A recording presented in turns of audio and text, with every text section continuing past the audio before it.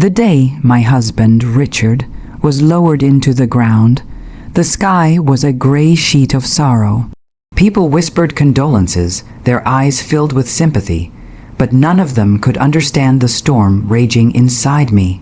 I stood there, clutching the black shawl around my shoulders, my fingers trembling not only from grief, but from unanswered questions that gnawed at my soul.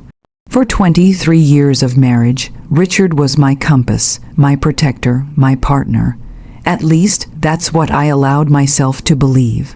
He was charming, decisive, the kind of man who could turn a dull gathering into a room filled with laughter. And yet, there was always one shadow between us, the cabin. Tucked deep into the woods on the outskirts of town, the cabin was Richard's private sanctuary. He told me from the start of our marriage, "Never go there, Emma, that place isn't for you." His tone had always been so firm, so absolute, that I never dared to question him. At first, I thought it was just his hunting retreat, or maybe a place where he went to clear his head. Men needed their secrets sometimes, I told myself, but over the years, his insistence became less about privacy and more about obsession. He guarded that cabin like a dragon with its hoard. I remember once, 15 years ago, I tried to drive near it out of curiosity. When I mentioned it to Richard later, his face turned pale, his voice sharp. "Don't you ever go there again, Emma, promise me." He looked at me then, not like a husband, but like a man who was terrified. That fear in his eyes stayed with me for years. And now he was gone.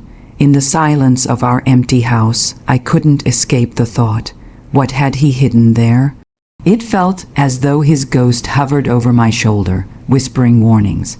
But grief does strange things to a heart. It makes you crave truth almost as much as comfort. A week after the funeral, when the casseroles had gone cold and the well-wishers had stopped calling, I found myself in his study. His scent lingered there, cedar wood and tobacco. As I rummaged through his desk, my hand brushed against a small brass key taped beneath the drawer. My breath caught. I knew instantly what it was for the cabin. I sat there for hours, the key heavy in my palm, my mind at war. If I obeyed his wishes, I would live the rest of my life with gnawing questions and shadows for company. If I went, I risked shattering whatever image of him I had left, which was worse, the unknown or the truth. Finally, one restless night, with the moon casting pale light across the floorboards, I made my decision. I would go. The following morning, I packed a small bag and drove out of town. The road twisted and narrowed as trees closed in around me, their branches clawing at the sky. The further I went, the more I felt the weight of Richard's warnings pressing against my chest. My heart pounded like a drum as the cabin finally came into view, crouched in the woods like some dark animal waiting to be disturbed.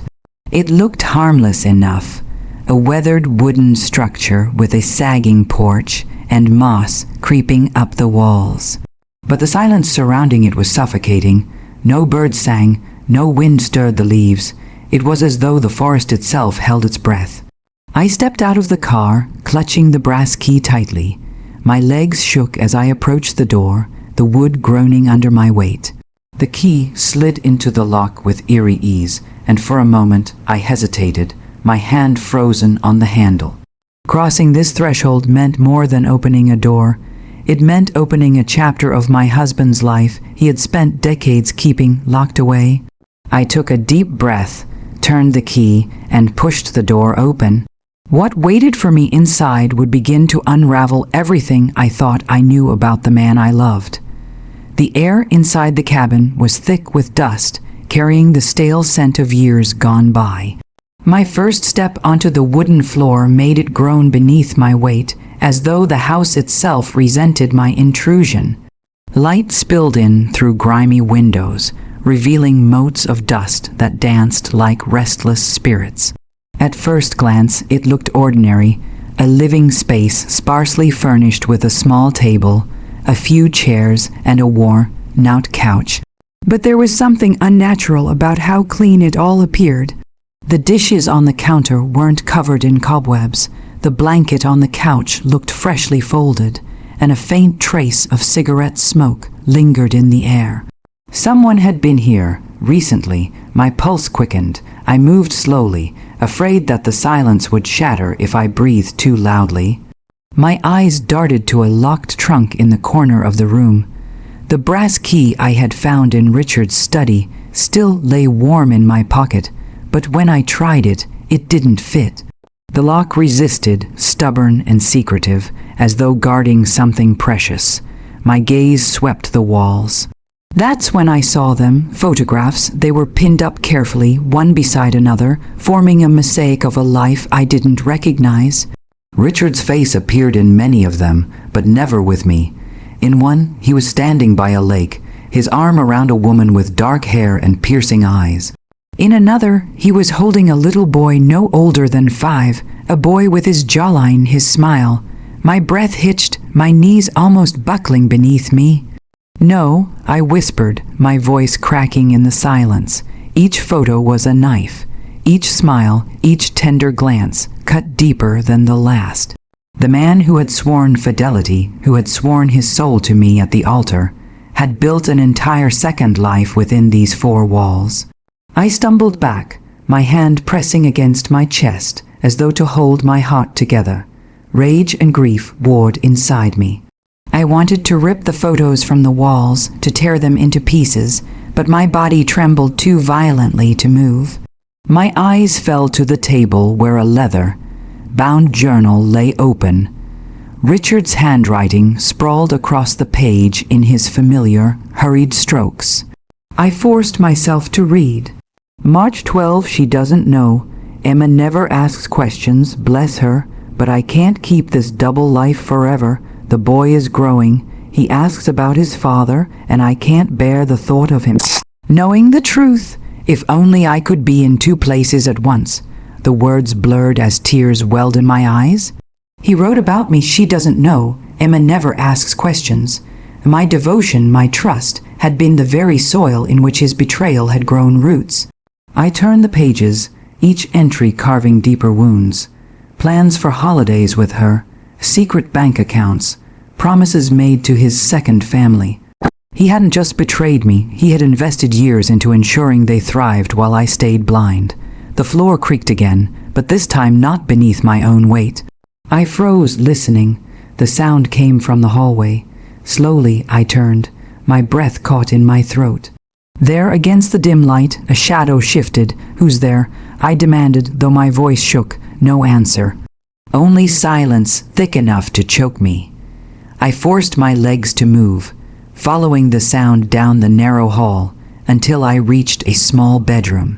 The bed was unmade and on the nightstand, and sat a child's toy, a little wooden car with chipped paint.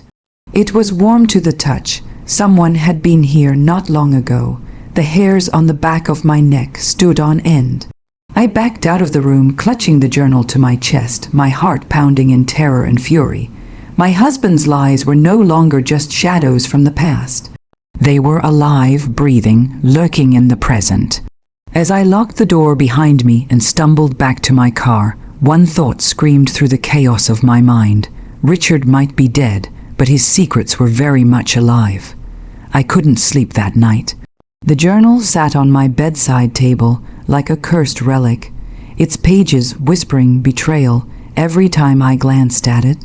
My husband had been gone barely a month, and yet it felt as if he had died twice, once in the coffin and once in my heart. But grief soon curdled into something hotter, sharper, fury. The entries were filled with details, names, dates, bank transfers. He had not just betrayed me emotionally. He had drained accounts I thought were ours.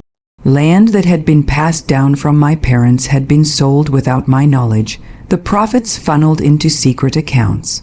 And always at the center of it all was her.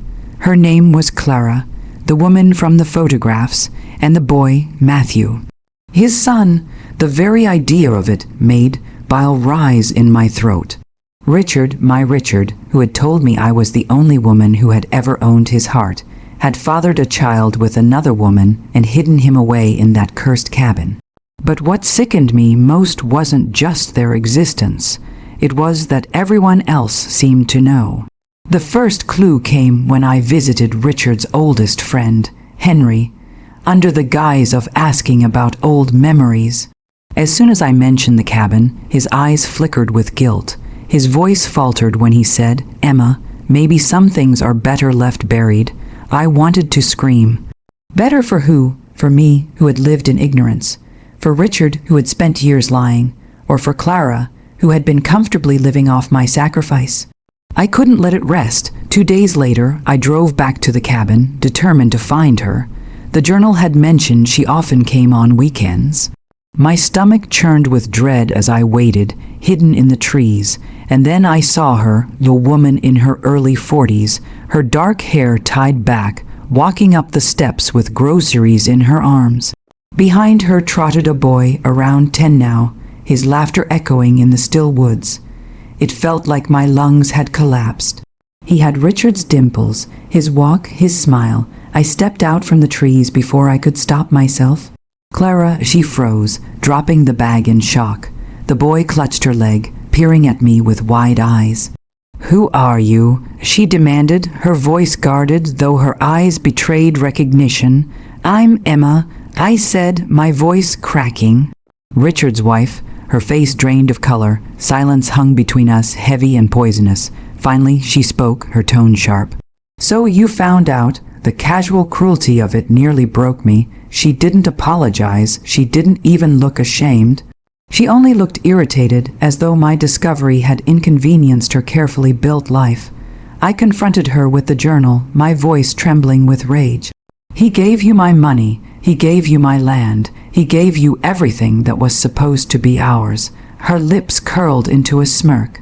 "He loved me, Emma, maybe not in the way he pretended to love you, but in the way that mattered. You were his stability, his cover. I was his passion." The words cut deeper than any knife. I wanted to slap her, to scream until my voice shredded. But the boy's wide, innocent eyes stopped me.